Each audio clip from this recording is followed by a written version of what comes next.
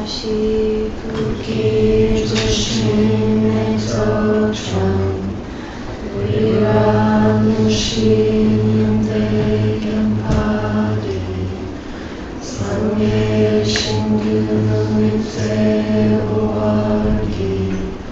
조금 남닥신과 주파쇼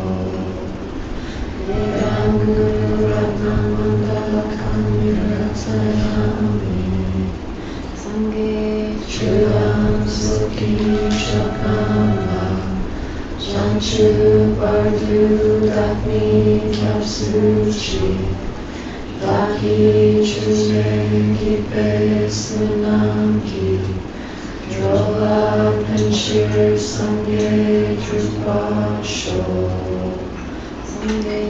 주랑속이 적남과 장추벌두 닭이 겹수지 닭이 주색이 빼스남기 조라 펜실 상계 주파쇼 주랑속이 적남과 장추벌두 닭이 겹수지 닭이 주색이 빼스남기 조라 펜실 상계 주파쇼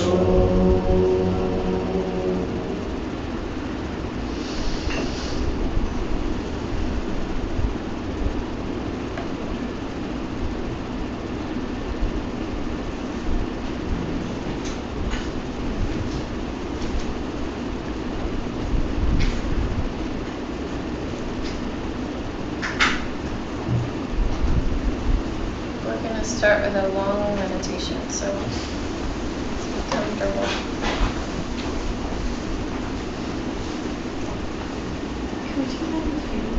Turn down the fans, sure, okay. Thanks.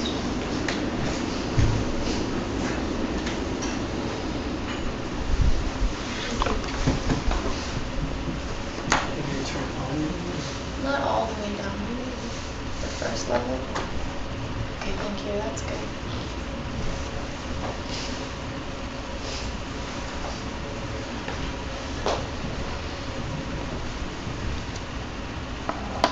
So make your seat nice and tall, stable.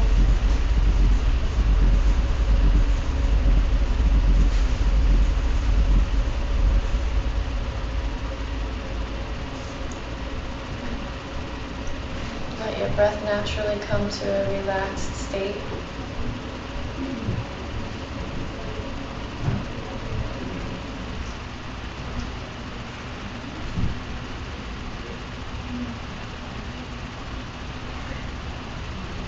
And we're going to work first on tightening up our focus. So bring your awareness to your body. So you're feeling like the whole body right now. You could even imagine like a box, draw a box around the body.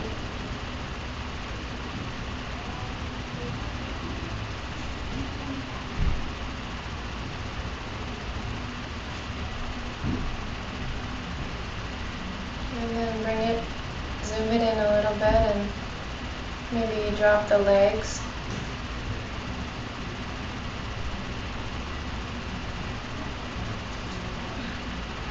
And then further, bring it so that you don't feel below your neck, just aware of the area above it.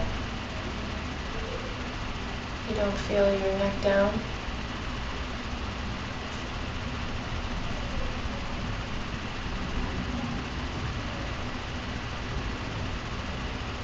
Then zooming in more so that just it's the area around the nostrils.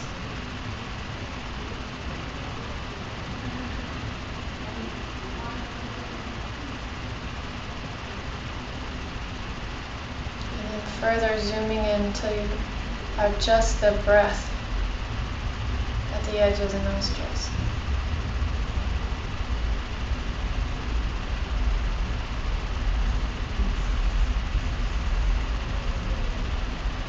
You play with a little bit of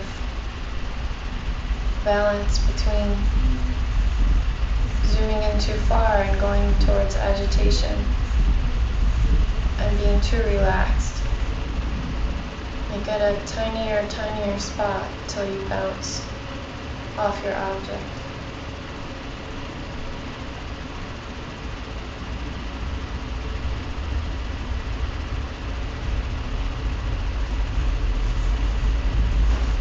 And then you relax a little bit. And you surrender.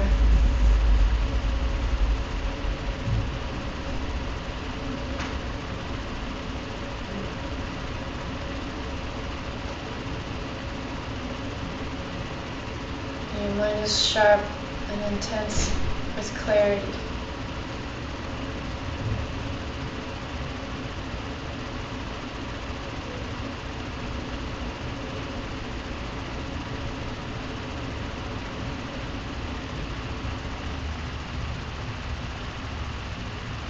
And now bring your mind to that paradise that you have created.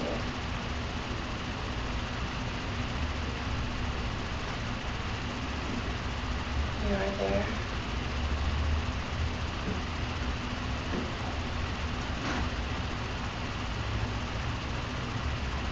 Bring your holy Lama in front of you.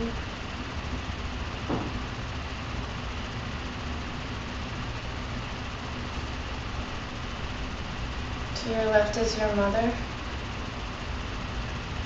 You're holding her hand.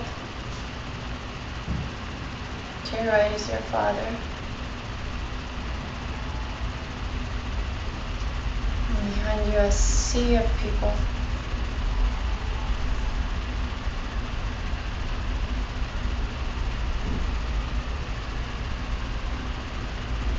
All those you know and those you will know.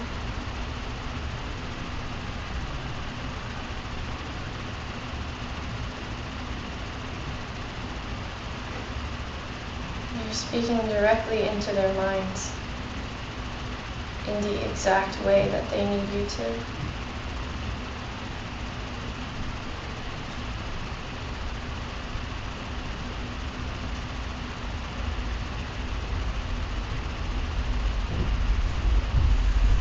You look deeply into your Lama's eyes. And you tell everybody about your Lama's good qualities.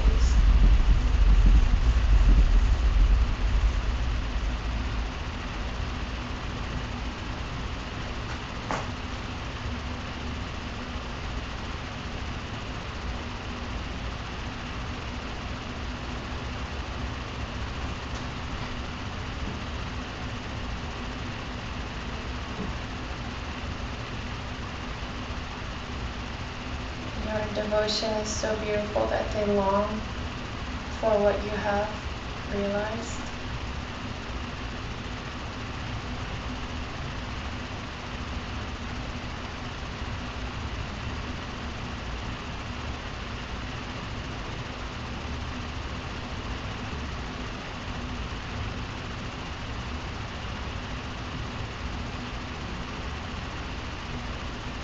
Your words in their minds plant a seed for the wish in their heart.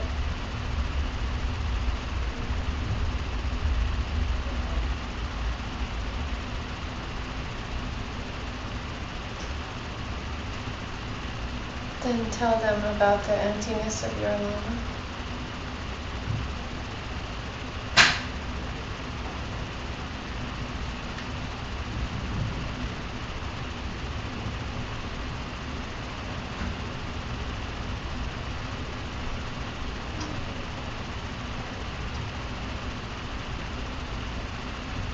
Every single one of them understanding it perfectly.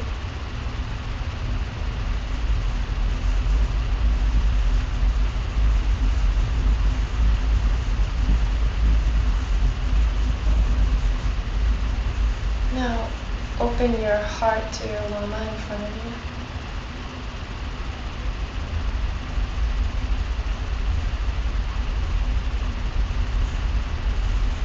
When you look into their eyes, you see who you will become.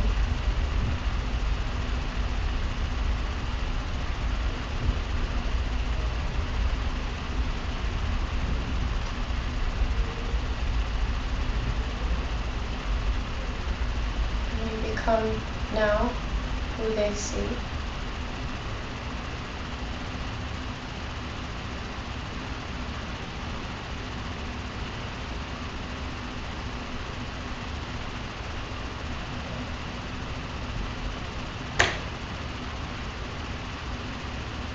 If your mind tries to fight you, then make you normal. Use your wisdom and choose the one that you want.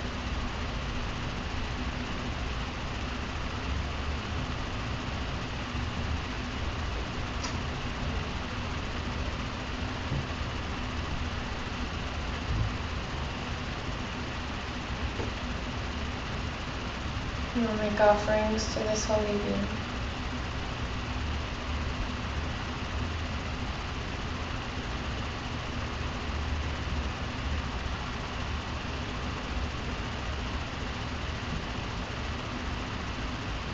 And you can offer them your enlightenment.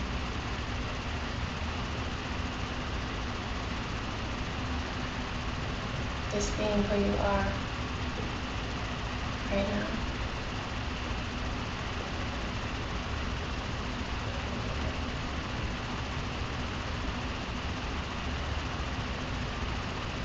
Think of one thing that you want to purify.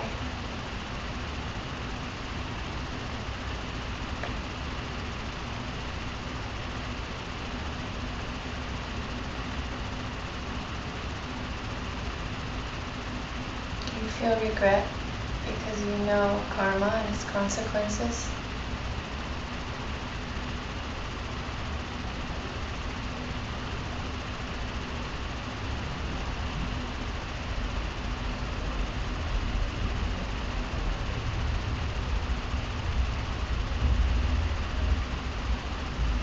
Promise your Lama a certain amount of time that you'll refrain from doing this thing again.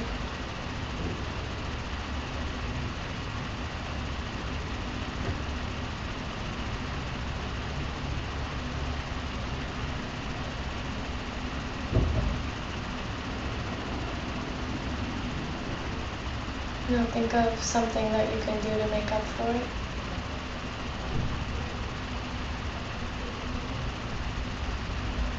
Maybe you'll finish your homework for this class.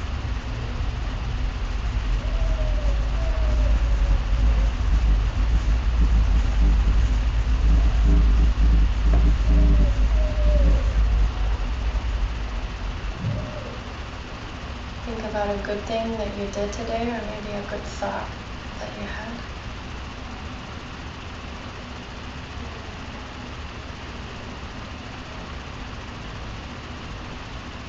And rejoice.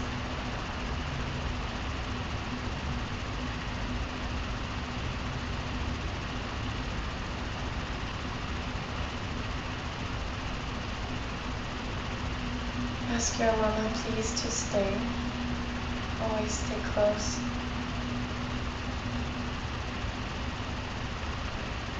The karma to have them in your world is very fragile.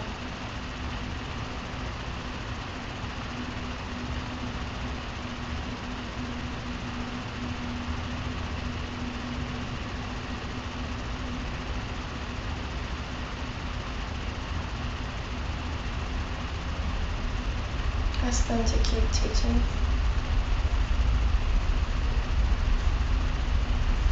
until you are enlightened.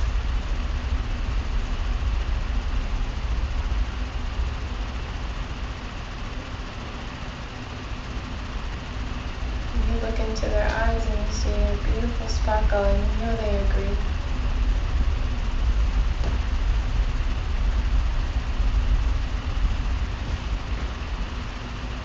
Look at them sitting there as an enlightened being.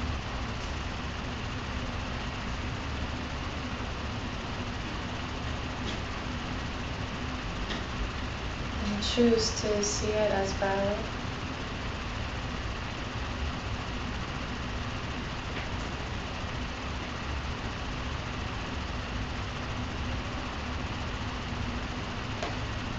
heart is now wide open and they are sucked into your heart.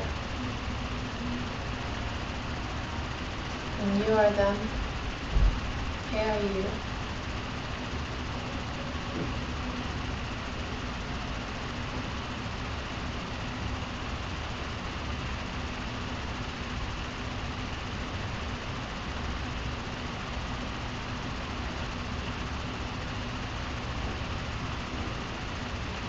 Dedicate everything that you did here and in this whole course, all your hard work.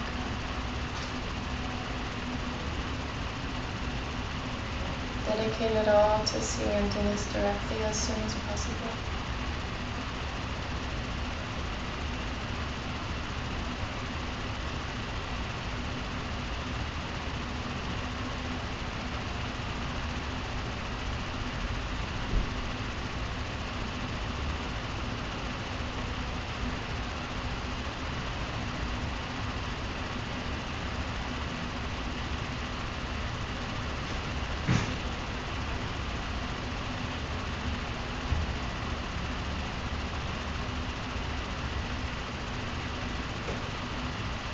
You can start to deepen your breathing.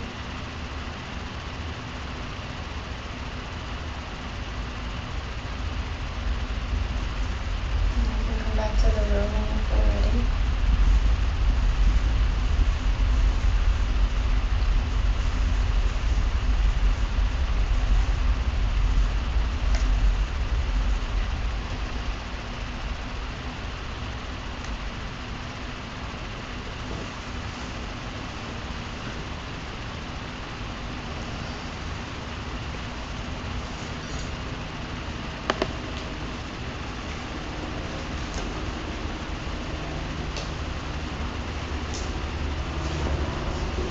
So that was the complete preliminaries. Let's go over the preliminaries. What's the first one? Cleaning your room. What did you say, Maria? Oh yeah. What's the second one? Physical offering? Yeah. Ben was right. Make offerings is the second one. And then the third one? Sit down. No pressure. Go for refuge is the third one. What does that mean when you say go for refuge? A confidence in the three jewels. And essentially, what are the ultimate three jewels? What are the ultimate three jewels? The emptiness of your mind with the emptiness of the previous one. The karmic emptiness. Emptiness. Yeah. The three jewels are what? Buddha, Dhamma, Sangha. Right? And so the ultimate jewel of Dharma is seeing emptiness directly. The ultimate jewel of Sangha is those who have seen emptiness directly. And then a Buddha, of course, is the ultimate. So when you have the three jewels and you look at the ultimate meaning, it's really all about emptiness. Right? And going for refuge in your meditation, in your preliminaries, means that you recall, you take refuge in emptiness, right? It's your highest refuge. So you recall what you know about emptiness and karma, and that makes everything possible. Then the next one is what? And before you purify, which is what you said, is you visualize the merit field. Right? So your Lama, you see your Lama. Then you collect and purify, which we talked about in the last class. Then there are, when you're thinking of the Lama, or when you collect and purify, there are 7 ingredients to collecting and purifying. So we should go over what are the 7 ingredients. So the first is think of the Lama, remember their qualities, then make offerings, then purify using the 4 forces, which we went over in the last class, then rejoice in their good qualities, then request them to stay and teach, Those two are separate actually. Requesting for teachings and requesting them to stay. Two different ones. Then dedicate what you have done. That's that last one. So you dedicate what you've done towards one, having a great meditation, and then towards two, your highest goal. Is that legal? You can dedicate to two things? I mean that. No. Yeah, there's no fixed anything, right? You can go all out. So, when you're thinking about the preliminaries, it's interesting because, like the meditation we just did, it was all the preliminaries, and it was so much heart, right? It should be like that. It should be generating lots of emotion when you sit down and do your preliminaries thing. It's like similar to the Indian tradition of bhakti, where in their culture they have bhakti, which is devotion. And it's devotion towards, in India it's usually towards whoever is the object of their worship, right? Like Ram or Krishna. And there's so much love and heart for this being that they merge with that being, right? They become one with that being. And it's like that in your preliminaries, or it should be like that in your preliminaries. And it's good for us to do this as a practice every day because our Western minds are very analytical, and we don't have that so much in our culture. So it's really nice to sort of like habituate your mind to something like that. Open your heart, which you must do if you want to get to wisdom.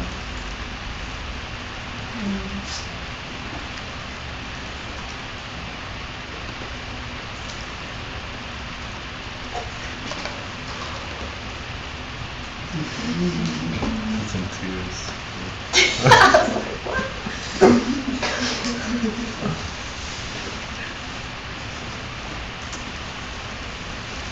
So, we've learned in this course, right, that nothing has any quality of its own, right? And that our belief in a functioning thing is a huge obstacle to attaining enlightenment, right?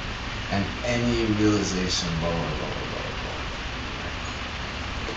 And then in the last two classes, then we talked about two really powerful objects, right? And one of them was the Lama, right?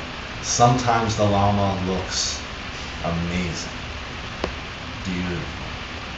Their wisdom is impeccable, right? And then other times, they look painfully ordinary, just awful,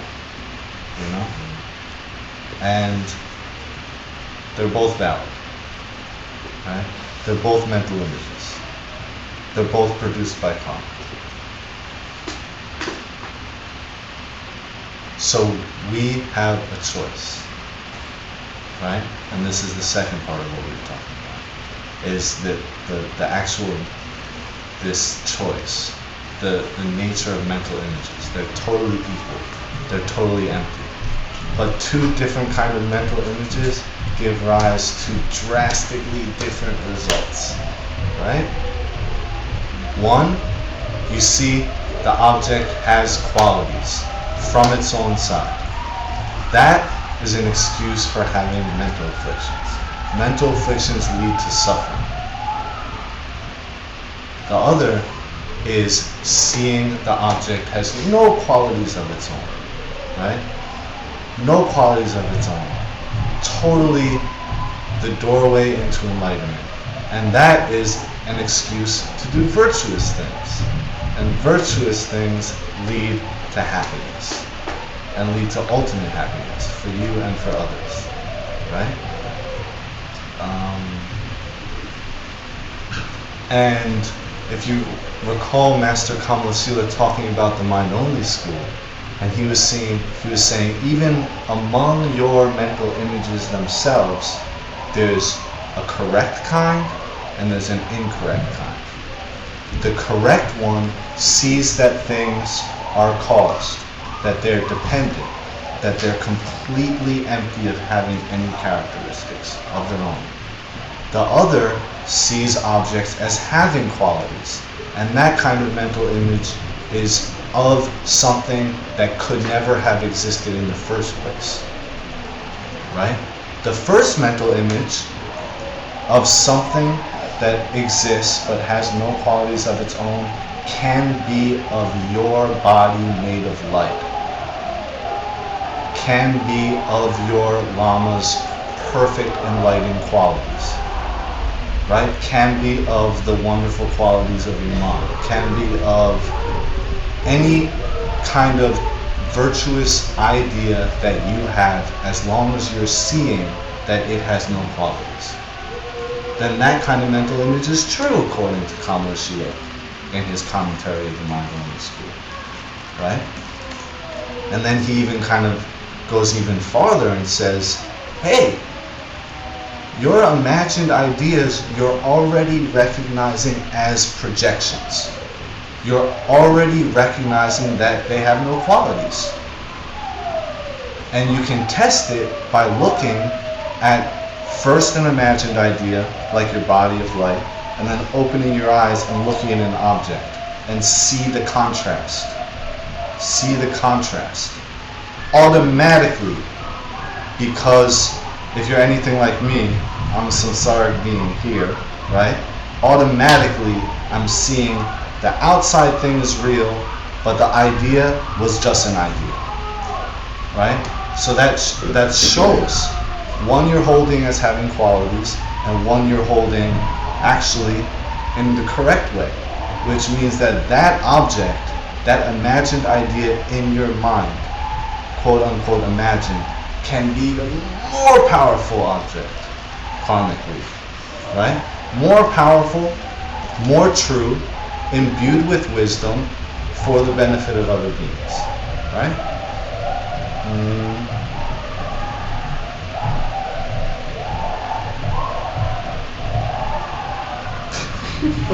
It's okay in our meditation, and we finish purifying, and we're like, yay!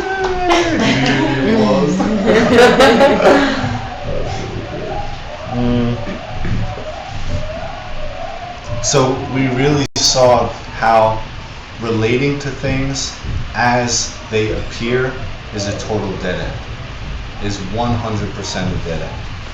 Which means that in order to transform something, you have to go through the doorway of emptiness, period. Because emptiness, the wisdom of emptiness is the only thing that says that what you're looking at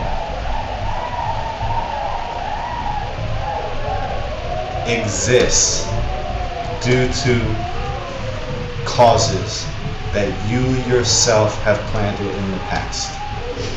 And what you do right now is going to directly cause how you experience the future, right?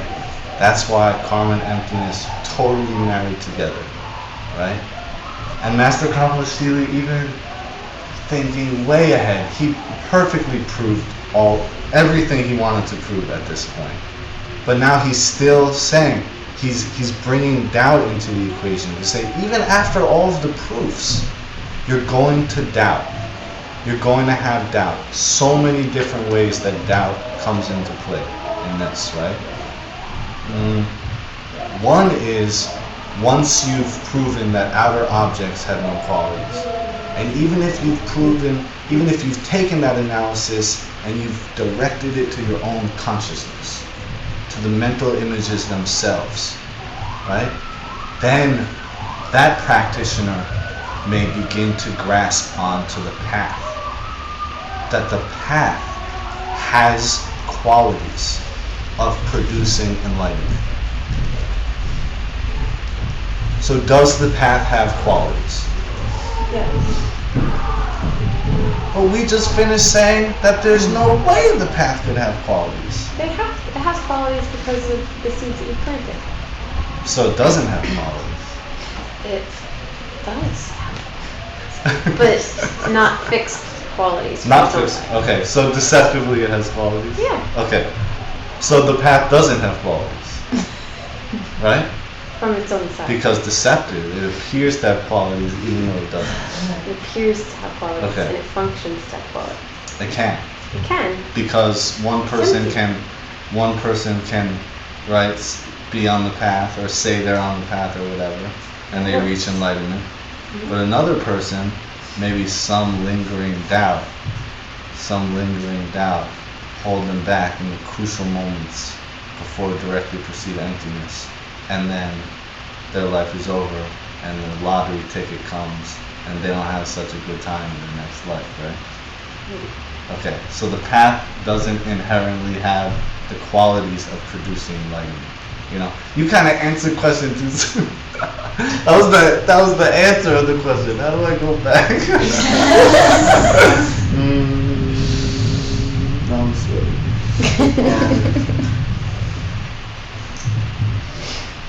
Well, you know, in the Perfectional Wisdom Sutras, you know, Lord Buddha says the path, right, does not have qualities because it can't produce anything.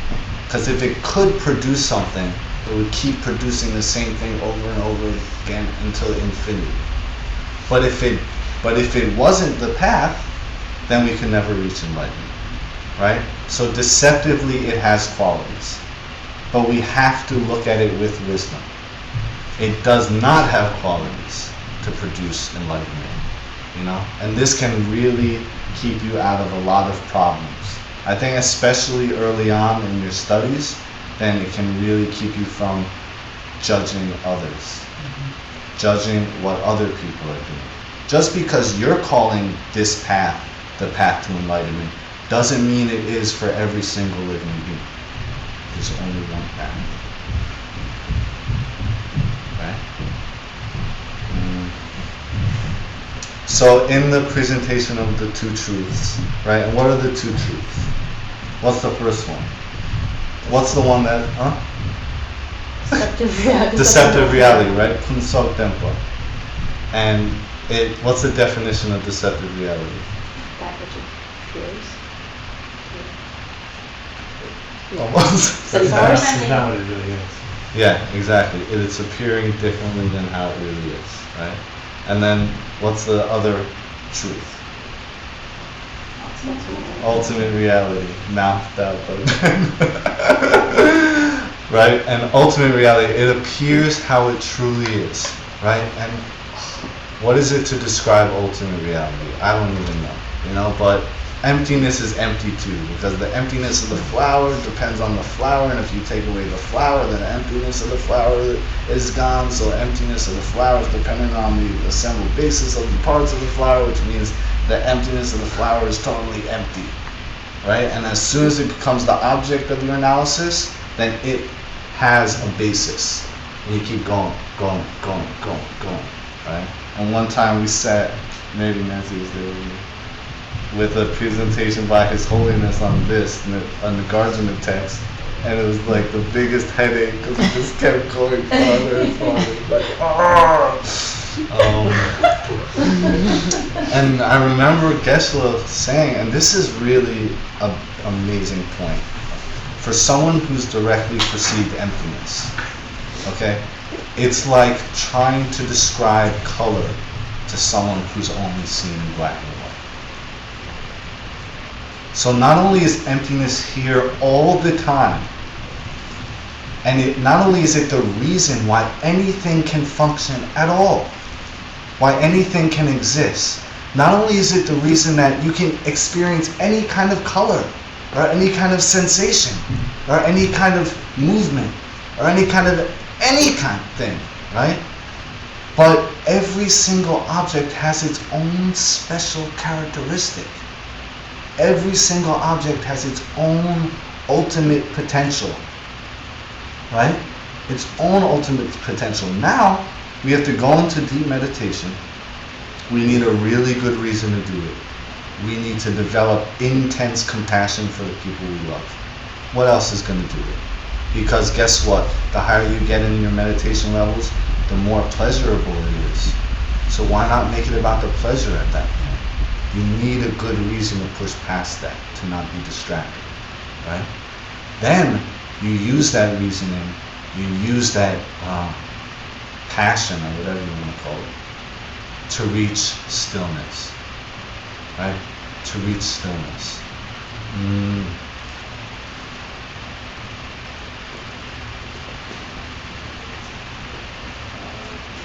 I don't know about that. What was I saying?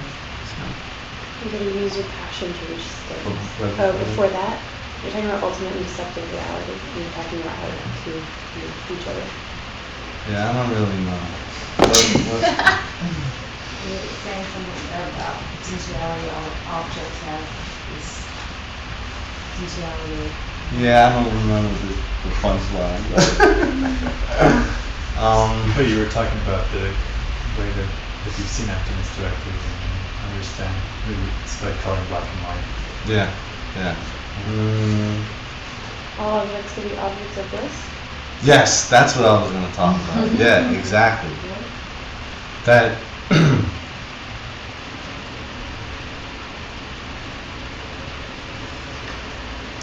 right now, as samsaric beings, we have to push through.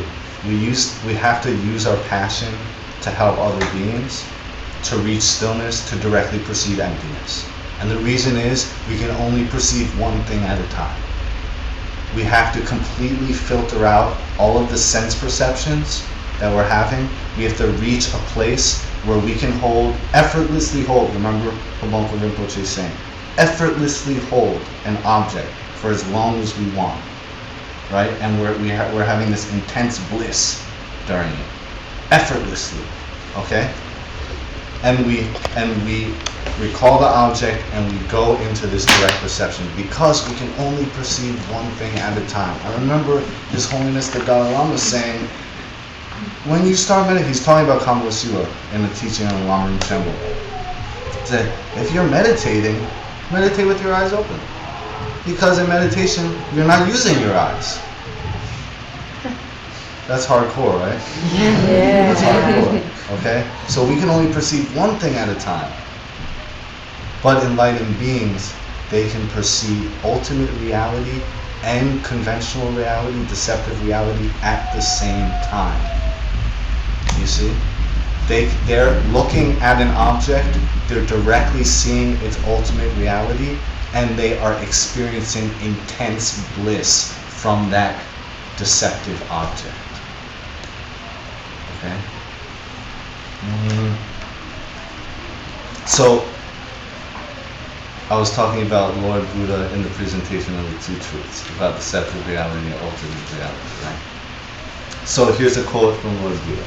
It says, deceptively we must practice the path, even though ultimately it does not exist at all as a functioning thing. And then in the Perfection of Wisdom Sutras, Lord Buddha says, all things are magical emanations. Some are emanations of bodhisattvas. Some are emanations of Buddhas. Some are emanations of the afflicted state of mind. So that's really, right, a clue. Every single thing appears due to intention. Right? Everything appears due to intention. But is tension enough? Is intention by itself enough to produce enlightenment? You know? Says shaking my head. What are you, crazy? And it isn't, right? Because if it were, then these schools of things, or whatever you want to call them, that are now, that say, oh, if you want to have a big house, just think, I want a big house. If you want to be rich, just think, I'm rich. I want money. I'm ready, you know? Intention isn't enough, right? And that's why there's the perfections. That's why that's why in the beginning of the book of this, whatever it is, I guess it's a book by Master Kamala, right? He goes through going through compassion to develop great compassion. Why? To develop the wish, right? To develop the two forms of the wish, right? Remember the wish in the form of a prayer and the wish in the form of an action? So there's these incredible vows, but they're not vows like we think of them. They're this perfect list of kindnesses that we can do for other people. And that's just what the perfections are, right? They're just these practices that we can do to make our behavior towards others sweeter and sweeter and sweeter. So we can meditate more and more deeply on emptiness, so we can imbue our wisdom on our actions and truly make them perfections, right? And in the Indian system, it's only a perfection once you directly perceive emptiness. Remember that? And that's the path of habituation, right? You've already directly perceived emptiness, and now you're habituating your mind to the realization you've had, and you're just acting out with this amazing compassion and the wisdom that things don't have qualities, right? In order to get to the path of habituation, you have to be on the path of accumulation, accumulating the merit to have that realization. In order to be on the path of accumulation, you must have already reached stillness. Okay? So we need to perfect as best as we can, and use the perfections as perfecticizers. Right? That's a word. Right? Use the perfections as perfecticizers. So, right? So we can gain the merit to have these deep realizations, right? And then we can use those realizations to find a really, really pure object in our meditation that doesn't have all these strings attached to all these erroneous ideas, right? And reach stillness focusing on that object. Okay? So it takes practice, right? Easy practice.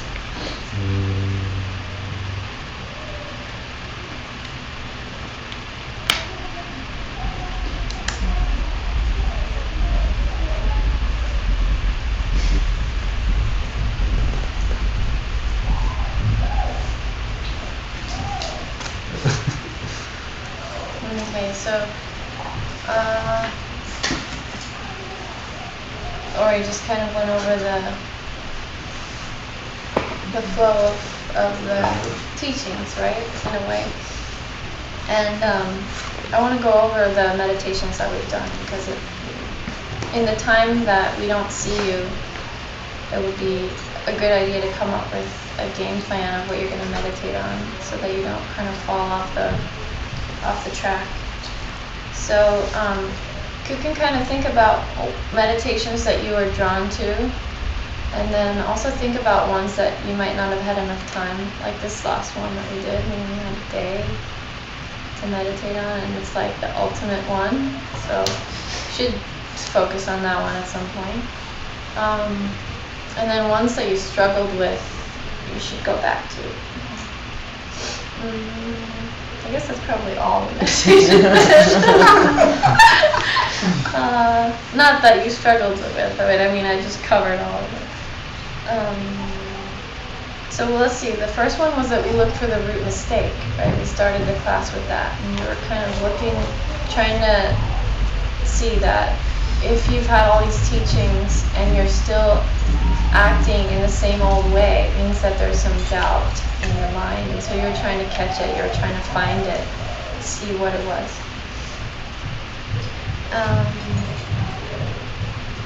Then we did the cup meditation, the emptiness of the cup, and we tried to catch our mistake in action. We tried to see how our mind takes indications of form and puts them together, and we tried to catch the mind making a mistake. Then we did the 6 steps of Manjushri, of how we get into trouble, right? How we cycle in the cycle. And we tried to catch our mind again at the beginning of that mistake. We tried to see that where it is that the mind makes that root mistake. Then we did the breath meditation, looking for the line between inside and outside. And that was in the class on the obstacles to omniscience. So that was kind of looking at how our limited mind makes these lines around objects. And we also went into the line between past and present in that class. And it's a very cool meditation, right, to look at that. Very practical to use in your life. And something, I don't know if you had this realization, I'm sure you saw it in your meditations, but looking for the line between past and present leads you to seeing that you can't point to the present either, right? Because when you're taking in your realities through your sense perceptions, and so whatever you take in, you register it a moment later, and so you're always in the past. Right? Try to point to now. So then we did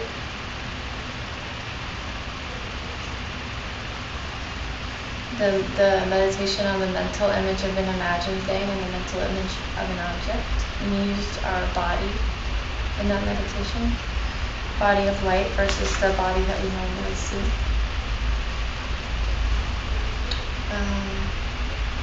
Then this last meditation we went to the different schools of thought. Within the meditation I'm looking at the 5 heaps. So the Abhidharma school, the listener school, they're the ones who give us the teaching on how to divide up what is the self. They put it into different categories, right? They divide it up into different parts. There's form, there's feeling, there's discrimination, there's other factors, which is everything that's not included in the other 4 heaps. And then there's awareness itself. And the Abhidharma school says that those 5 heaps exist in truth. That they do have some qualities of their own. But they say that there is no me, quote unquote me. Right? And then so when you start with that meditation, you start at that listener level and you look for the me in those heaps. And then as you get further into the heaps, you kind of go further into the schools. Right? So then it's interesting because the Abhidharma school says there is no me. Then you get to the mind-only school, which says everything is me, everything is mind. Then you get to prasangika, right? Because you turn your analysis onto the mind itself, and you say, if there is nothing to be projected, what does that say about the projector? Right? The projector and what is projecting exist dependently. So then if you say there's nothing out there, then what's that say about what's in here? Right? So then you can say, oh, well, then there's just projecting itself. And you get to that level. And then you take it even higher and you say the knowledge that gets you there, that sees that, you turn your analysis onto that knowledge also, and you see that too has no qualities of its own. And then you're at the middle way, right? Madhyamika Prasangika, the highest school. So you can, and then also there's going to be the meditation that we do at the end of class today. And you can kind of think about all of them and just have something that you want to maybe talk to us about. And if you don't, we're going to get together and have like a picnic at the Botanic Gardens when we get back from the Dalai Lama teachings, which go until the 16th, so it'll be after July 16th. And if you can't make it to that, then you can always email us and we'll make ourselves available to you somewhere. By the way, we have extra tickets to the Dalai Lama teachings, a couple extra ones if there's anybody that wants to go see His Holiness. He's going to be teaching the Kala Chakra, which is the highest yoga tantra, and it's an incredible blessing to get teachings from His Holiness. So last time in the readings we looked at Master Kamalashila talking about purifying through means of prayer, right? And so Ori kind of talked about it already. He was referring to bodhisattvas of like capital B bodhisattva, right? Which means like a person who's seen emptiness directly. Because that's the first bhumi, right? That's the first bodhisattva level. There are 10 bodhisattva levels before you get to total enlightenment. The first one is having seen emptiness directly. So he talks about something that they have, which is called Nangwa, Nangwa, Mepay, Mepay, Yeshe, Yeshe. And the wisdom which sees nothing appear.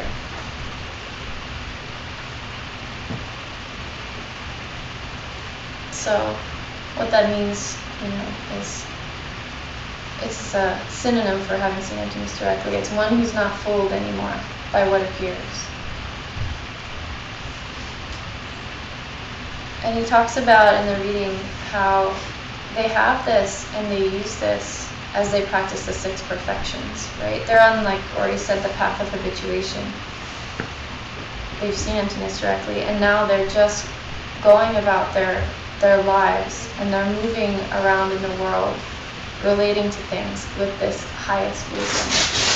So we get to the question, can you practice the 6 perfections if you haven't seen emptiness directly?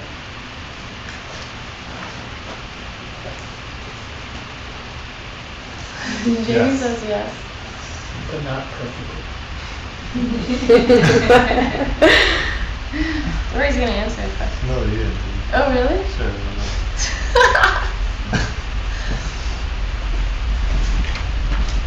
That was a good answer. Good, no answer. You can make Yeah, Tell Master Kanala Shila says, no, you can't really practice the 6 perfections without having seen emptiness directly. Because they're not perfections without wisdom, and we don't have Nanwa Mepe Yeshe. We don't have that ability to see things and not be fooled by them. Truly. So he says, he's strict, like he's the Indian school. He says you're not meditating until you're at stillness, right? And so he says, no, you're not doing the 6 perfections until you see emptiness directly. But you have to do the 6 perfections in order to see emptiness directly, right? You have to engage in those type of activities with as much wisdom as you can muster up, with as much concentration as you can throughout your day, in order to create the merit to be able to sit down and look at wisdom, and then in order to see it directly. So that's the answer. Okay, to elaborate on it. I mean, the only thing that would ever keep you from practicing the 6 perfections is doubt. The only thing that would ever keep you from serving your Lama in the proper way with your thoughts and your actions is doubt. Okay? But here's the thing. You have some intellectual ability due to your karma. Okay? You have some intellectual kind of prowess due to your karma. And you have the kind of leisure, right, the time to study and be in this class and meditate and contemplate, and you have the fortune, like the material things that you need at least to stay alive with some comfort, to be able to pursue the things you want, right? Because of that, you have been able to look with a balanced mind and review the proofs of emptiness. Okay? So, sure, you can doubt your Lama, but never after a certain point should you ever doubt your Lama's emptiness. Because if there's any problem there, then automatic, you can fix it. You can fix it due to emptiness. You can doubt the amazing qualities of the thing you're looking at, basically just because they're displaying different qualities. Fine. No one's saying suffering is good. No one's saying that kids in third world countries who have polio is a good thing, and looking at them like they're angels is going to help you. No one's saying that. You can doubt your Lama's good qualities, but don't doubt your Lama's emptiness, because that's the doorway you need to go through anyway. The qualities that are appearing to you are not a doorway. It's totally fake. It's 100% mistaken. There's, in Ken Rinpoche, Geshe Losang Tarshan's words, there's a mode of perception which misapprehends the true nature of the object. That's ignorance. That's thinking that the qualities are the doorway.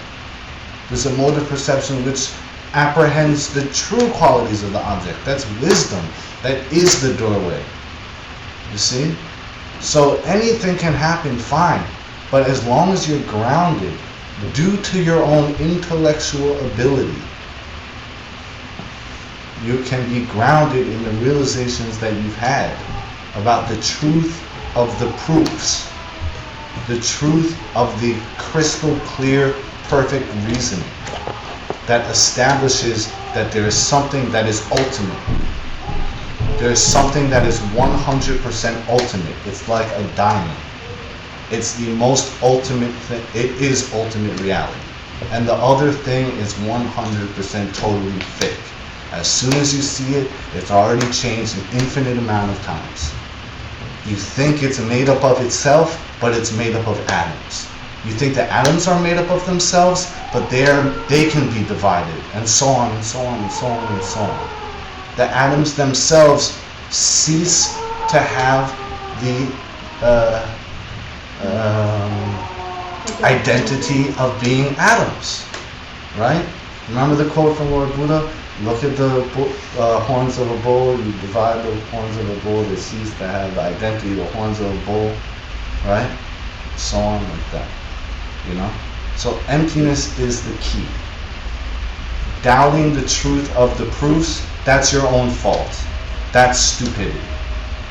Doubting the holy things that you're surrounded by, that's human nature. That's going to happen anyway. That's what Master Kamalashi was saying. Okay? And then use your knowledge of emptiness, apply it to the mind. Look at what it's proving to you. It's proving that you never saw what you thought you saw anyway. Okay? And that you have a choice. Two different mental images. Totally equal. Totally empty. But give rise to drastically different results. And those results are your responsibility. That choice is your responsibility. And it's like the Mission Impossible or something. Now you know too much. Now, if you are seeing something continuously, following your habituation as something that's low, that's something that doesn't deserve your kindness, that's something that doesn't deserve for you to put your needs second to that thing, you're the loser. Okay? So then it's perfect proof for us. And then it's obvious. We are doing this because of a special kind of motivation. Any kind of teaching of emptiness comes because you have decided to put other people before yourself. That's the only reason that a true emptiness teaching will come to you. It's the intention.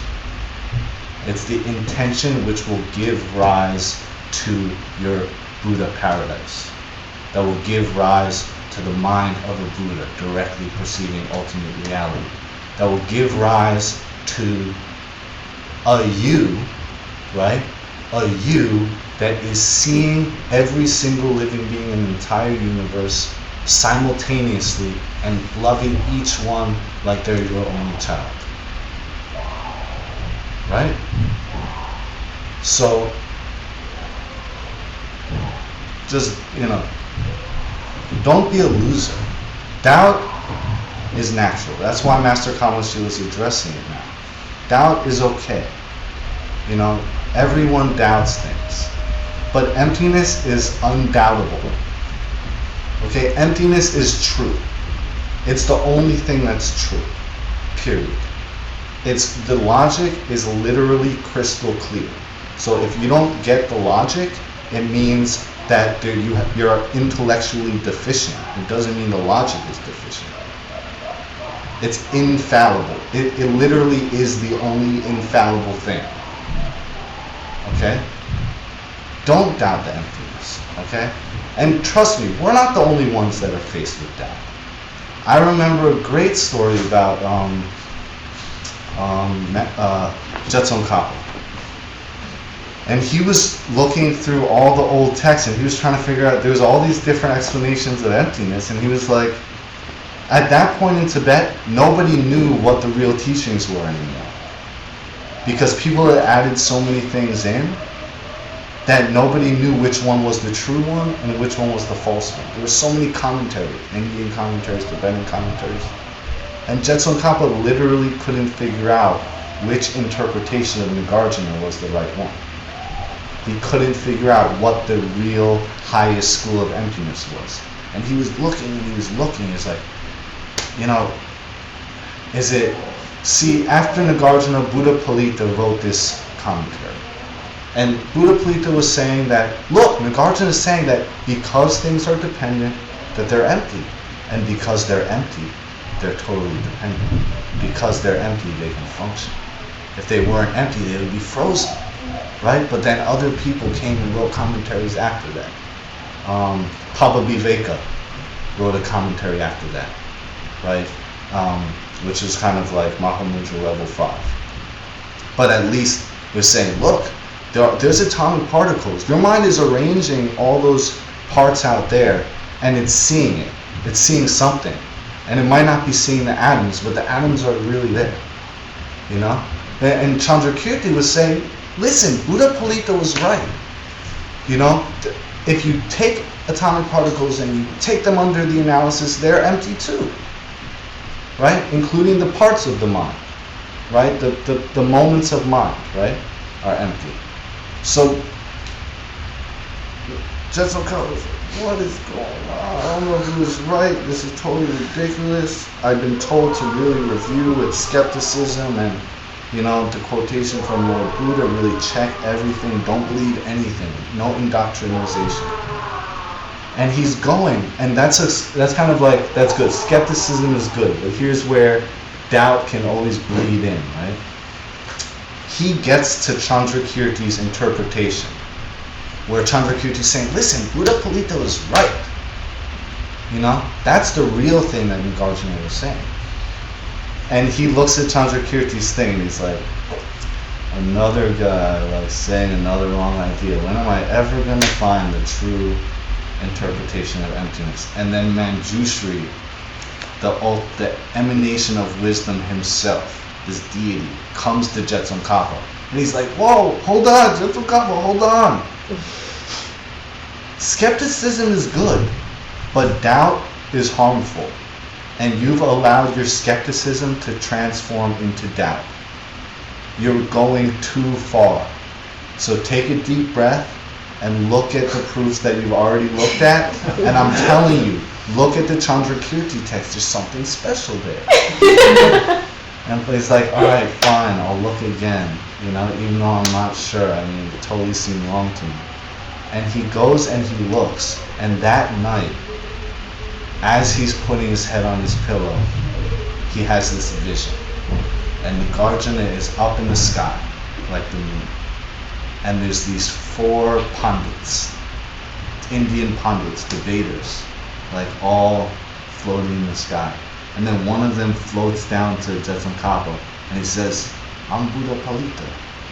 And then he takes out this text, and this is Buddha Palita's commentary on Nagarjuna, and it's called Buddha Palita. And he takes it and he dips it into Jetson Kappa's forehead. And Jetson Kappa, it's like a dream or a vision or whatever, and he wakes up from it and he's like, I have to go look at this text. And he goes and looks at the text, and then he has the direct perception of emptiness. You see? So skepticism is good, but doubt is harmful. Doubt is harmful. Yeah, of course, be skeptical of your lama's good qualities. Be skeptical of their breadth of knowledge. Be skeptical about their knowledge of the scriptures, about to what extent, what realizations they've had, what of the scriptures they've memorized. You know, what can they debate, can they not debate? You know? But don't allow doubt to just take you down. Doubt will literally just take you down. You know, and one of the things we addressed last point is that, so thinking of Lama, oh, is he good, is he bad? Maybe he's more bad than good. I don't know, skeptical. But also thinking the other way with ignorance, equally harmful.